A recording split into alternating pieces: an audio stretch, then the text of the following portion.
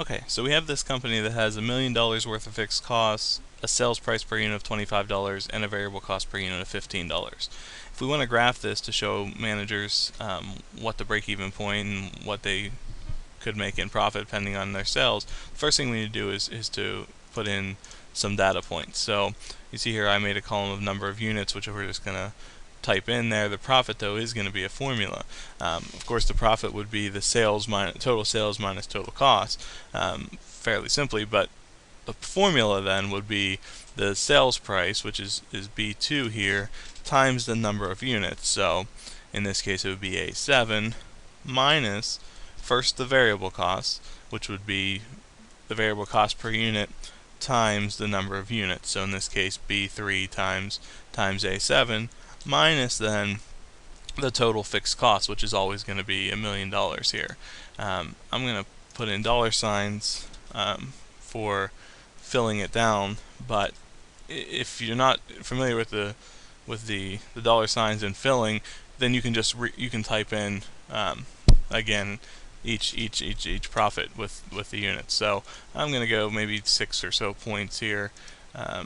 You see here that right now they're all $1 million. So you can play around with this, but make sure you have at least some negatives and a break-even point. So I would definitely start with 0 number of units, and then maybe increase by 25,000 each. So we'll go 25,000, 50,000, 75, and then 100,000, which you'll see is the break-even point.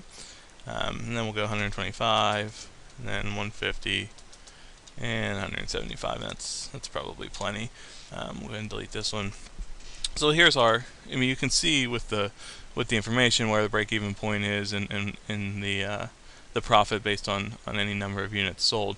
But to make a graph of this to show your manager, click anywhere in here and then go ahead and click Insert, and then we'll do a line graph. Go ahead and do the first one.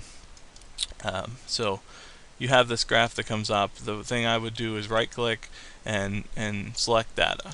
Okay, so we want our data range to be the profit. So go ahead, whenever you're in the data range, go ahead and click profit down to the last number of profit, and then we want our horizontal axis to be the number of units. So if you click edit here, on our horizontal axis is going to be A7 through A14, which again is our number of units. And then go ahead and click OK. Click OK again. You see we have a graph. We can make this a little better if you want. You can format the axis to just be to be at the points. So 1 million was our biggest loss. Around 800,000 was our biggest gain. So you see this just kind of tightens it up a little bit so that we don't have a bunch of graph without any line. But that's all it needs to be done to graph the profit line.